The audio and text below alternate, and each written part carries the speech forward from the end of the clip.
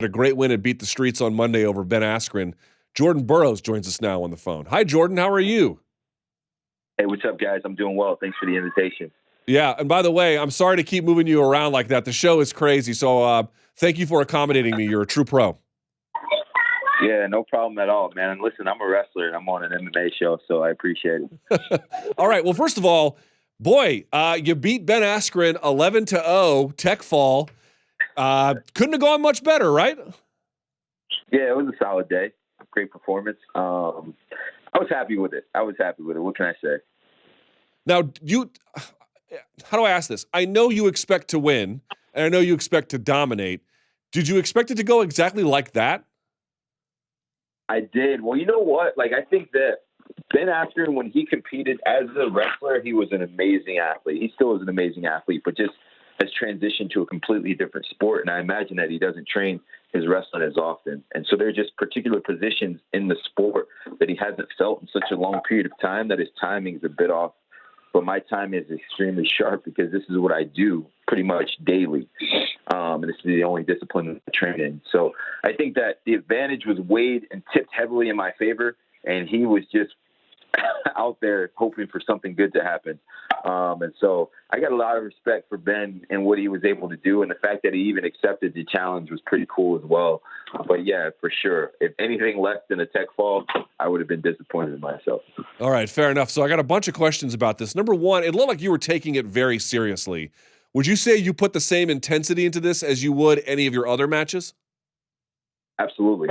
Absolutely. I thought we did a really good job with the banter leading up into the event. I don't know if he really thought that he could win or he really thought he had a chance, but I was more than willing to go with the trash talk route with him in preparation because I knew there were no implications and no one would feel bad. It was just fun. But going into the match, as soon as the whistle blows, when I step on the match side, I wanted to win. And wrestling is different than MMA or boxing or really any other combat sport in the fact that you can't really draw along an opponent, right? You watch Conor McGregor and Floyd Mayweather fight. Floyd can just throw a few punches, right? He can do a lot of defense. He can flip a few punches, let Conor get a few shots in. You can't really do that in wrestling without getting scored on or putting yourself at risk. So for me, going into that match, I was like, listen, I love you, Ben. You've done a tremendous job in the sport of wrestling. You're doing a tremendous job in MMA, but I'm not letting you score on me. Fair enough. All right. By the way, let's talk about his heyday, that funk style. For folks who may not know, how unique is that? Oh, it's incredible.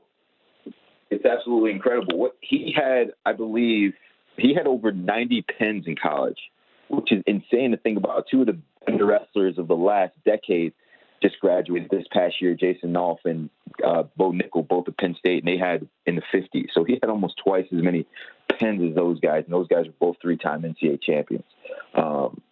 He was just dangerous. He was a dangerous guy when he got his hands on you. He just had an uncanny feel how to get to positions, get you to your back, and hold you there.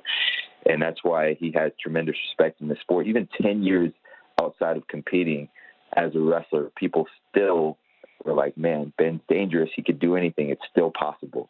So that speaks there to the mystique that he possessed when he was once a competitor. Now, forgive my ignorance. He was on the 2008 Olympic team. I believe your first one was 2012, so you were separated by an Olympic cycle. But was that the first time you guys had ever trained together? Or, had you guys ever trained together prior to this competition? Yeah, we had rolled around before, but this is the first time that we've ever been in a competitive sanctioned match. And so the crazy thing about it is we wrestled at the same weight class, but I'd say I'm considerably smaller than Ben is.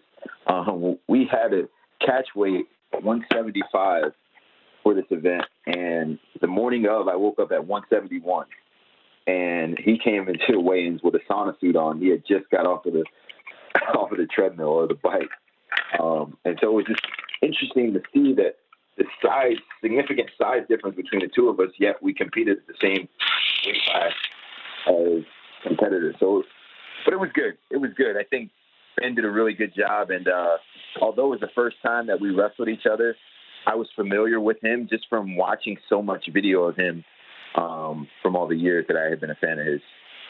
All right. Now, there was moments there where you were taking him down and he was smiling, and I think he was talking to you during the match. What did he say?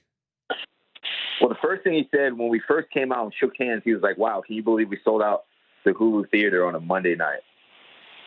Okay, and I was cool. like, "Wow, this is pretty dope," right? It was like kind of that moment where you stop and you reflect. And then two, once I double legged him for the second time, 9-0. He was like, "I thought you said you were going to give me a chance."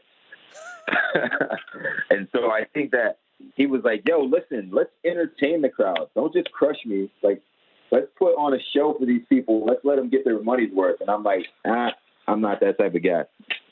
So no mercy from you. You are not out there to give a show. You are out there to dominate.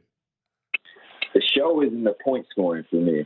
The 11-0 is the show, not the, throw a guy a bone. So in the end, I think I saw today that Beat the Streets raised $1 million and some change. You got to be really thrilled with this. Like in terms of the business side, because you've done Beat the Streets many times, but not like in jiu-jitsu, they would call this like a super fight.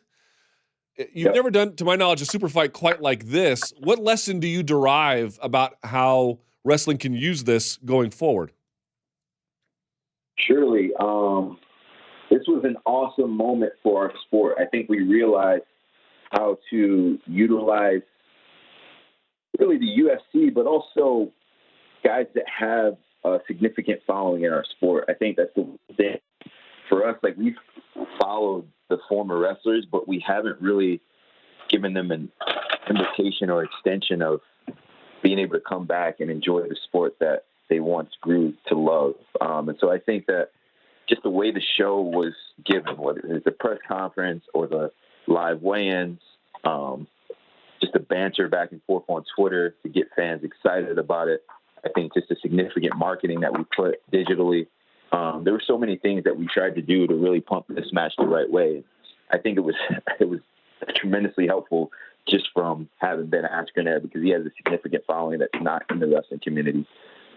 That was the part. What kind of response did you get, either from the wrestling community or outside of it? Tremendous. I think that for people who didn't know who I was, they got the opportunity to see me compete, and they were like, "Wow, this guy is really pretty freaking good." And then for the guy who already knew me, they were like, "Wow, like, let's see what he can do against Ben Askren," who I'd say we have a big contrast of styles, but still was a lot of fun, and it worked out well. And I'm willing to do it as often as possible, because this was something that we really don't get the opportunity to do in our sport. Our biggest competitions are the World Championships and Olympic Games, which we only compete in once a year. And so for us to be able to do this in the midst of our training was a dream, man. It was a dream. Why? Because what? Because you broke the monotony, because you got even, competition experience, even if it was against somebody not who formerly was at the world level, but maybe not now. And I guess you got paid a little bit as well. So like, help me understand like what was so valuable about it. Yeah, I think a little bit of everything. I got to introduce myself to non-traditional wrestling fans that were maybe knew about the sport, but never really followed. And they only knew Ben Askren because of his competition in the UFC. We got to sell out for the first time in Beat the Streets history, an event like in an amazing historic venue like the Hulu Theater attached to Madison Square Garden. We got to raise over $1 million for Beat the Streets. I think we did one of the largest viewerships in Flow Wrestling history. I got to be on the mat with one of my icons, and someone that I followed for a long period of time, and someone that I genuinely have a large appreciation for. And everything that you want from an event, I think this event provided. Like, I truly felt like a prize fighter and not just like a misfit wrestler in a niche sport like we compete in. Yeah, it was significant for me in that way, and hopefully Ben enjoyed it as well. And maybe next year we can invite more former wrestlers that have transitioned to MMA to come back and compete against current wrestlers. I think that if we can follow this model, I think it could continue to be successful. And I think every year it could get better and better. People are willing to put it on the line. Who's going to be willing to come back and compete against some guy who's competing all the time in wrestling and a focus is solely on wrestling? I don't know, right? But I think a guy like Henry Cejudo versus Nick Suriano, right? Or a guy like Daniel Cormier against Kyle Snyder, or me against Kamaru Usman. Caden Cox versus John Jones. Like all these fights. I don't know if these guys would even be willing to do it, but it does present some pretty darn intriguing matchups. Man, you just I wasn't even thinking about half those matchups, and now I want to see all of them. It's kind of interesting. Here's the one minor reservation that I have, Jordan. I wonder what you make of it. If you watch how Ben talked to you in the lead up to this match and how Ben talks to his UFC opponents, it's a world of difference. Sure, he was trash talking a little bit, but like he goes after his UFC opponents. I guess my only point is he knew how to handle this situation the right way. I would be upset if wrestling adopted some of the really raw trash talk that happens inside MMA. Does that make sense? I don't think we ever will. It's just not who we are. It's not within our character and in the ideals that we've created for this sport. We've wanted to be guys that, although we are competitors, we want, and not that guys in the UFC are like morally corrupted, but I think that they just go to a different place. And when you're fighting a guy, sometimes you have to be in that place, right? As wrestlers, we're not trying to hurt or damage physically our opponent. All we're trying to do is score points and get our hands raised. So I think that's where we differ from the UFC, but I think that also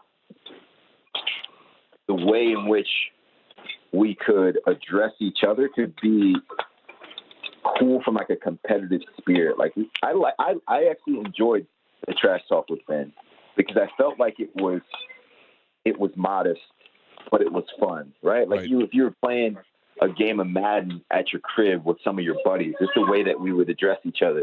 It's like, listen, there's no disrespect. There's no hard feelings. I appreciate you. You're a tremendous athlete and competitor. But also, I want you to understand that I think I can win. I think I'm capable of winning, and I think I am going to win.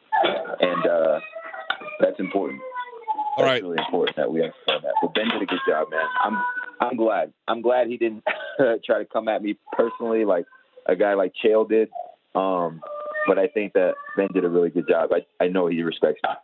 All right, so last question. I'll let you go. I really appreciate your time, Jordan. I'm sure you heard Dana White. He went on the Jim Rome show after your big win, and Jim Rome asked Dana White about you. He said he was very interested. I wonder what you make of that.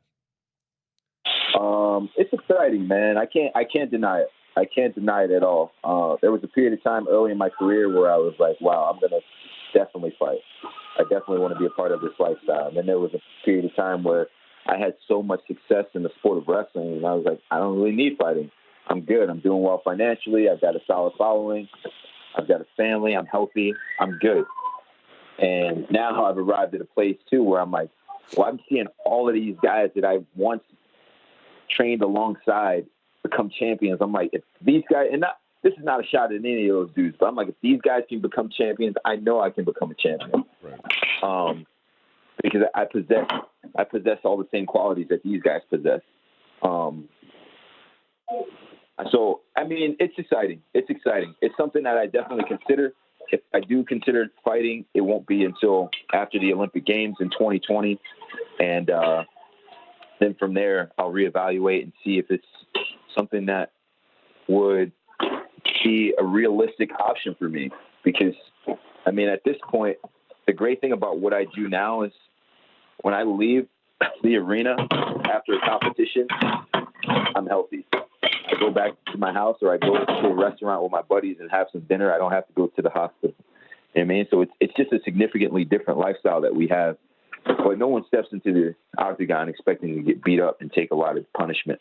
So, I mean, it's something that I have to evaluate with my wife and my coaching staff here. But, I mean, for the right price, I'd be willing to consider it for sure.